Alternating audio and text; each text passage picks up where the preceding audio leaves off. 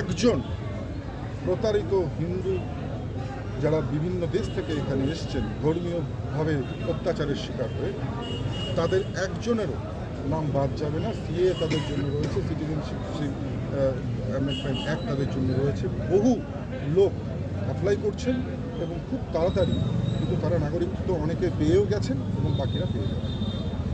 দেখুন, এটা একটা আইনের মারপ্যাচের মধ্যে পড়া যায়, মানে বলা যায়। কিছু আমার কেসের সঙ্গে কিছু লোক যারা জড়িত রয়েছে তারা বেশ কিছুদিন হলো কোর্টে হাজিরা দিচ্ছেন, যার জন্য কেসটা কমিট হতে পারছেন না। আজকে আমরা এবং আমাদের advocate already requested to CGM, এবং উনি বলেছেন, উনি কথা দিয়েছেন যে ফাইনাল সামনের ডেটে উনি কমিট করবেন, এবং কমিট করার পরে তারপরে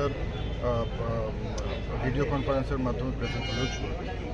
এবং এই যে কেসগুলো জানেন, এগুলো সমস্ত ভিত্তিহীন কেস, রাজনৈতিক চক্রান্তমূলক কেস, এবং এই সমস্ত কেসে যে কেসের ধারা রয়েছে সেই ধারাতে ভারতবর্ষে আজ পর্যন্ত কারোর কোনো রকমের সাজা হয়নি বা কেউ দোষী সাব্যস্ত হয়নি।